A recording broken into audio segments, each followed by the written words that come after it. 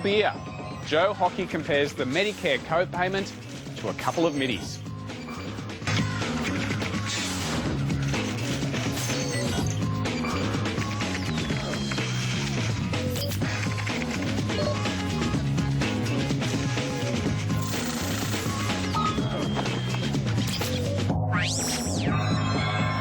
And joining me on the panel, Mike Seckham from the Saturday paper, economics correspondent for The Australian, Adam Crichton, and in Canberra, former Labor advisor, now with the Chifley Research Centre, Michael Cooney.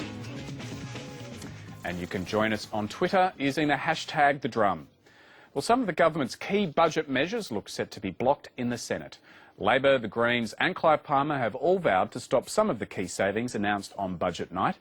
Tony Abbott says he's open to some horse trading with the other parties. I'm not going to be absolutely unreasonable. I'm going to be respectful towards the Parliament and the Senate. But we need to address the spending disaster. Well, there isn't a budget emergency. This is a whole concocted line by Tony Abbott to impose a hard right agenda. Now we've got this bloke in power. Oh, he's happy to horse trade. Well, I've got some advice for Tony Abbott on behalf of Australians. Why don't you horse trade away your paid parental leave scheme? Well, I find Clive a very easy person to deal with and talk to, and Clive never leaves you under any illusion about his views about things. And I stand as the last sentry of the gate, as a sole lone warrior against this pension. Meanwhile, Joe Hockey has launched this defence of his $7 co-payment for GP visits. One packet of cigarettes costs $22. That gives you 3 visits to the doctor. You can spend just over $3 on a middy of beer, so that's 2 middies of beer to go to the doctor. Joe Hockey, just how out of touch are you with the real needs of ordinary Australians? Adam, does this make Joe Hockey look out of touch with ordinary Australians? Oh, well, in terms of the price of a middy, well, yeah. Certainly the last time I bought one, it wasn't $3.50. Who drinks middies anyway? Yeah, indeed. But, I mean, his central point, though, I think is correct. I mean, it's really a very small amount that the government is ultimately asking people to pay here. I mean, it's less than 20% of the actual cost of a doctor's visit. And, you know, we already have the principle of co-payments throughout the pharmaceutical benefit schedule and also the medical benefit schedule. So I don't see why this one particular item, simply because it's very, very popular, must also be free at the point of sale. I mean, the same principle could apply to food. You know, why don't we have free lunches, a free standard lunch? You can make exactly the same argument about food as you can about medical services. Well, I don't think so, actually. I mean, I think your GP is sort of the gatekeeper. I mean, it's all very well to say, OK, there's a copay on your pharmaceuticals, but you don't get the pharmaceuticals till you've been to the GP who says you need them. The thing about the GP is they are the sort of front line in preventative care, for want of a better term, and as a result, I think it's anything that discourages people from going to the GP, particularly, is a bad thing. And as to Joe's comment, I mean, it was a stupid thing to say. It could only have been made worse if you'd compared it to the cost of cigars, really, couldn't it? Michael Cooney, is $7 small beer? Well, for Joe, it's always about the carbohydrates. The guy is obsessed. You know, if you're not making the pie bigger, you're costing people beer. It never ends. Poor bloke. There's a serious point, though. Adam's really wrong on this. It's not like food. Like, you can buy 2 weeks' worth of food on payday and plan for your family. You don't get to choose when your kids get sick. It's actually different, and that's the point. It's not a trivial amount of money. It's designed to deter people going to the doctor. That's the plan, that's the purpose of it, is to deter people going to the doctor. So if it's a trivial amount, it won't work. We know it's not a trivial amount. It will work. It will deter people going to the doctor. So Adam, if we take a purely economic perspective from that, if what Michael says is right, it's to deter people going to the doctor, could it end up costing the government more because they put off going to see the doctor and the health costs could escalate from not having an early intervention? Well, certainly in theory that could happen, but in practice that is extremely unlikely. If you ask any GP, the vast majority will say that a good fifth or sixth of their patients don't really need to be there, and that is an enormous cost, I think, to the government. I mean, it's just a service like any other, ultimately, and if you price it at zero, then it is going to be overconsumed. I mean, that is just an iron law of economics, right? So this is just introducing a very, very small fee for a valuable and important service. It's perfectly reasonable. Mike, are we talking about something that's not going to get through the Senate anyway? Well, I mean, a lot of this depends on Clive Palmer, and I've been watching Clive's utterances since the budget, and I still don't know what he's talking about, I'm going to say. But it doesn't look like it. I mean, Clive seems to have become the champion of the little guy, at the moment, which is kind of surprising considering where he comes from. And it looks like it probably won't. Well, he won't be the sole keeper of the gate, will he? Like, Clive's only in the game because Labor's standing in front of this and trying to stop it. Yeah, that's true. And I mean, there's all sorts of odd things that are being opposed by odd people. You know, I can't understand for the life of me why the Greens are opposing the deficit reduction levy, or whatever the tax on rich people is called, which seems to me to run completely counter to the Greens' philosophy. And as I understand it, there are a lot of Greens that aren't very happy with Christine Milne for taking that line. And on the issue of consistency, Michael, does that mean that Bill Shorten, when he gets up and gives his address tonight, also needs to support the deficit levy? No, I think he's got to support holding Tony Abbott to his word. Like, Bill Shorten's job tonight is, above all, to outline an alternative vision, and I'm sure he'll do that. But his job over the next 3 years is to save Australia from the whole government, not to save Australia from one line item of this budget. That's his responsibility. All right, Adam, how could this mess with Joe Hockey's budget? I'm talking broadly about the Senate and the Senate that he's got to deal with. Yeah, look, it's certainly going to be challenging, and it will certainly test the government's negotiation skills. But I think they'll still get the bulk of their budget through. I think ultimately, you know, there will be the threat, at least mentioned, of a double dissolution. And I think Tony Abbott is right that all of these minor senators wouldn't, you know, they would not be returned, obviously. And so that is a pretty big threat. Now, of course, the government might not be returned either, but basically this is going to be a game of chicken, if you like. You know, who's going to blink first? That is only, of course, if they threaten to block absolutely everything, which at the moment, that is pretty much what the Parliament United Parliament is saying. Michael, do you agree with Adam here? Do you think that Tony Abbott will get most of his stuff through? Whatever else it is, a double D on a tax on GP visits is not a threat, it's an opportunity. It's an extraordinary supplement. It's obviously just essentially rhetoric from the Prime Minister. Mike? Well, he said it once and then wouldn't say it again. I mean, he probably has a point about some of the minor parties that they wouldn't get back. But I would point out that in a double dissolution, you only have to get half as many votes. And I suspect we'd wind up with something like the West Australian situation, where you would get a lot of Greens and a lot of Palmer people turning up, and you would probably get the government defeated. I mean, there's nowhere in the world we're going to have a double dissolution. Well, it would give people an opportunity to vote on this budget, which they were denied at the last election. Well, I think people knew, obviously, that there were going to be cuts in this budget. I mean, this whole issue of promises, I think, has kind of been exaggerated somewhat. I mean, all new governments break a few promises. I think, I think what matters is the end game, you know, basically whether after 3 or 4 years the fiscal position of Australia is in a much, much better situation. That was one of two core promises of the government. But why is that an issue? Why should people not expect high standards from politicians, that they will actually do what they say? Well, that's just a sad fact of democracies, really. I think politicians are very economical with the truth, and sensible voters would know that. I think Adam's saying trust is all a bit 2013. So last year. Adam, what about if the co-payments don't get through, that means the end to the medical research fund? Well, would that be a problem? Well, no, actually, because I mean, I think one of the sad things about the so-called saving is that it's actually going to be siphoned off into a $20 billion fund, which certainly no one was expecting, and there are going to be plenty of administration issues with this fund. I mean, for instance, how could our medical research community absorb such a massive fund without there being waste? I mean, I think that's a really important question. This fund, I think, is purely about politics. It's about just being able to say something is big. You know, like the big pineapple. Now we've got the world's biggest medical research fund. Like we've got the world's biggest pool of superannuation savings. It's all about just being able to say that we have something big. But in terms of the actual mechanism of how this works, there's been basically nothing said. Mike, what do you think of this idea of the medical research fund? Well, I sort of agree with Adam on this. I'm reminded of back in the Hawke years when the environment was a hot issue, and there was allegedly a cabinet discussion about how they would come up with a big ticket item, and someone was saying, well, let's plant 100 million trees, and someone else said 500 million trees, and then someone said 1 billion trees, and they said, right, we'll plant 1 billion trees. And that was, you know, it's one of those things that you put out there to make yourselves look good, and it doesn't seem very well thought through. And I just think that everything else in this budget was so negative and so bad that they were looking for one big ticket item that they could try and sell. Michael, could you see, Clive Palmer eyeing off some of the coalition votes here with some of these issues? I mean, we're talking about the pensions, the youth unemployment issue, which is big in regional Australia as well. Also, the petrol tax indexation. Well, these are areas where Clive Palmer could potentially take votes off the coalition, aren't they? Well, the petrol tax is an interesting case, because if you angry with the government about what they're doing on petrol, including to unemployed people, students, retirees, everyone, you can't protest by voting for the Greens, because they're voting for this petrol tax increase. So it really is a sharp choice that people will have on petrol, is that it's a choice between two parties now. There's no protest party against the petrol tax increase. What about Palmer United Party? Well, certainly he sees the opportunity. There's no question about that. I mean, Palmer is a channel and a voice for disaffection.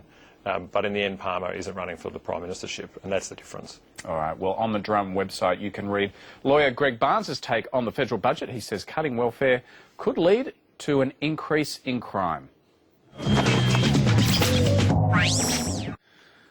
Well, there's been a mixed response to the government's extension of the school chaplaincy program. The budget has dished out almost $250 million to continue the scheme for another 5 years. The Primary Principals Association has welcomed the extra money, but it's not happy that non-religious counsellors are now being excluded from that program. Michael, what do you think of this decision? I thought it was a good change the former government made. I mean, I was worked for that government, but it was a good change the former government made to broaden what schools could choose to do with this. It strikes me that the Conservatives often talk about school choice and letting principals decide until it comes to an actual decision for principals to make. And here's something where principals can decide, school communities can decide how they spend this additional resource, and that choice has been taken away from them in this decision.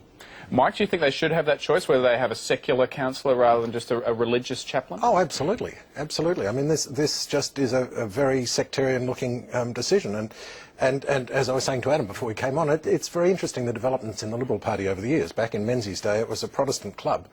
Now it's just stacked to the gunnels with right-wing Catholics and people of strong religious conviction. And this was something that they obviously, were set upon. I think there's really no place for this. Adam, what are your thoughts on this one? Well, secular or not, I would get rid of the whole expense. I mean, this is extremely costly, $245 million over 4 years, and yet we've had all this rhetoric of austerity. I mean, I think it's fairly outrageous, really, that the program is continuing. I mean, if what if it's providing a counselling source for students? Well, that's what teachers are for. Surely they can talk to their teacher or they can talk to their parents. What if the teacher's causing the problems, Adam? Well, look, at the end of the day, it's a really frivolous expenditure. And Michael, you want to respond to that? Oh, I disagree. Look, medicine isn't lunch.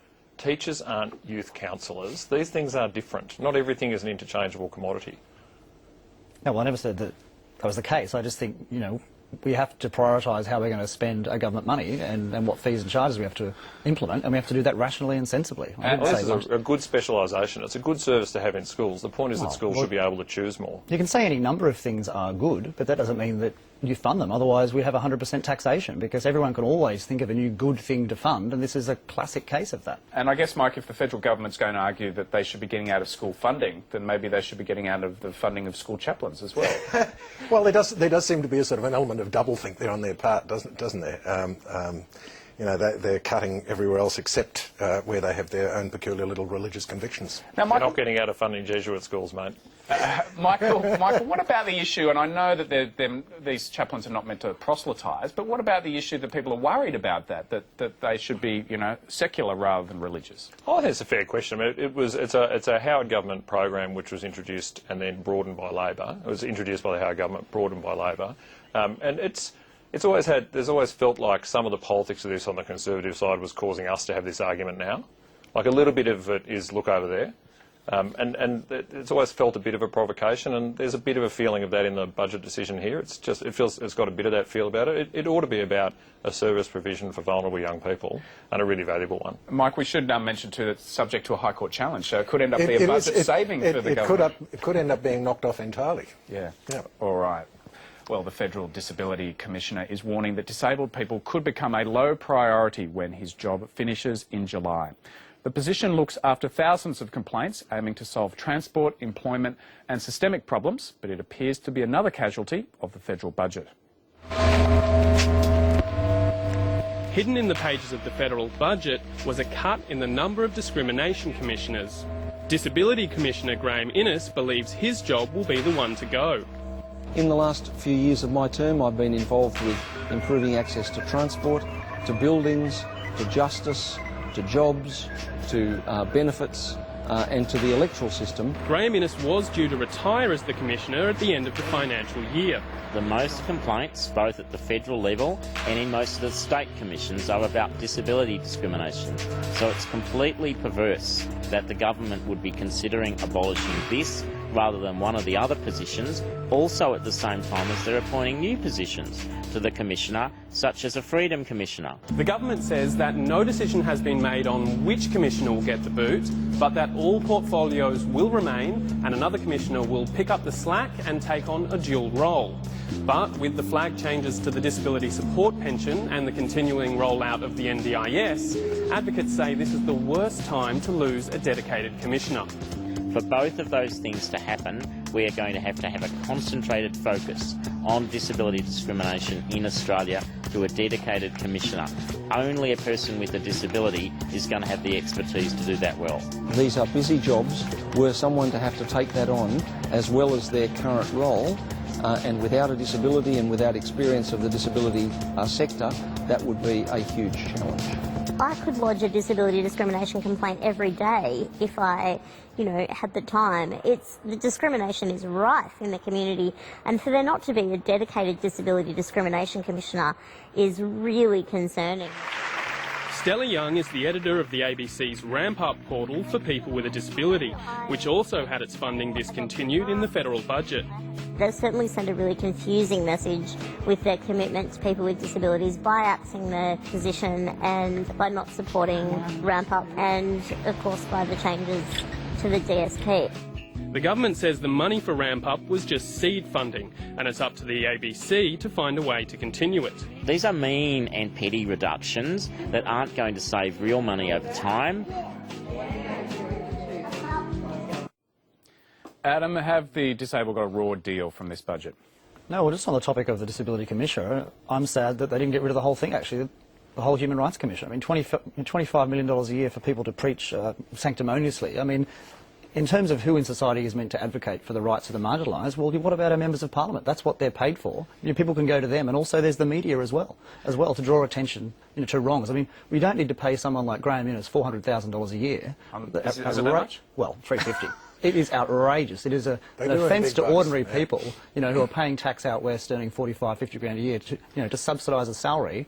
All right, but if you're going to have a Human Rights Commission, it seems both sides of politics want to have one. Well, yeah. Should you at least make sure you have a disability commissioner? No, I don't think so. I mean, it's just a waste of money. You wouldn't prioritise disability commission over the other ones? I certainly wouldn't, because, well, for instance, the government is already proceeding with a national disability insurance scheme, which is extremely costly. It's going to be something like $8 or $9 billion a year when it's up and running. That never came from the disability commissioner. I mean, it ultimately came from the Parliament. But they do deal with complaints about issues relating to transport and access to certain public services. That's not important? Well, it's important, but I just think that is the job of members of Parliament to advocate in the Parliament. If for some reason there needs to be legislative changes, we don't need a separate commission to do that at taxpayers' expense. All right, Mike, I'm not sure that you come from the same framework here as Adam of abolishing the whole commission, but if we're going to have a Human Rights Commission, should there be a Disability Commissioner? I think there should, but for me the broader issue is just that this is... I just want to go to the politics of it for a second, which is that this is such a mean-looking budget, and this was such a tiny cut, but it's such a mean-looking cut. I just don't understand why they didn't see the optics of this. It just seems to me like this is a real class warfare budget. They're picking on the disabled, they're picking on the young unemployed, they're picking on basically the bottom end of the people in society who have it hardest. And this was just another example. And it just seemed to me that to save a tiny amount of money, they're getting a lot of grief. That's the politics of it. Michael? I'm glad that there's some levels of envy politics that Adam's not completely afraid of playing. Like, seriously, to make it about... there are disabled people out west, mate, don't you? Yeah, like, seriously. of course. But so, that kind of rhetoric gets flogged when the left use it, and then it's just rolled out without challenge on the right. I think that's a serious problem. But the more striking point here is that it illustrates two quite different ideas of freedom. Like, this government wants freedom for a few, not for many, and wants freedoms that are just the privileges of individuals who are fortunate. And freedom from discrimination, if you are disabled, is important, and it's a freedom. And I think they are showing what a narrow conservative conception they have in this cut. It's not just a saving. In fact, it's not at all clearly, as Mike says, it doesn't save anything, but it reflects their values. Adam, you want to respond there? Well, sure. I mean, we have lots of laws in society, and many of them are important, but we don't have a commissioner for every single law, and yet for some laws which appeal to certain people, or in essence certain people on the left of politics, we have to have a whole apparatus which kind of looks over them in particular. I mean, it's just but not, isn't this it's not about consistent. the marginalised, about people who are being discriminated against, about people who you know... Well, Adam's right. People are being Adam's discriminated right. against. I mean, Adam's why don't we right have a gay rights commissioner or a left-handed commissioner or a short person's commissioner or a commissioner for people who aren't good looking? Because I mean, the statistics say that you're massively discriminated against in life if you're not. So I mean, I'm just trying to illustrate that it's completely arbitrary to have these commissions. Michael, you were trying to get in there? I was going to say, Adam's right. It is a protection which appeals to people on the left of politics. That's why we support it. And it's clearly a protection which is, in Adam's view, utterly trivial because he's on the right of politics. So certainly, like he's right, this is a values choice between two sides of politics. What is the evidence, though, Michael, that these commissioners, or in this case, the Disability Commissioner, has actually done anything to to help, or at least to justify the enormous cost? Well, there's a woman in a wheelchair on television in that package telling you it makes a difference to her life. Well, yeah, but I mean, I don't want to hear emotional sound bites. I want actual facts and some sort of report that shows that the public expenditure is justified. She is a fact. Well, one data point, I'm sorry, does not justify a $25 million commission. Well, there you go. She's a data point. I thought she was a person.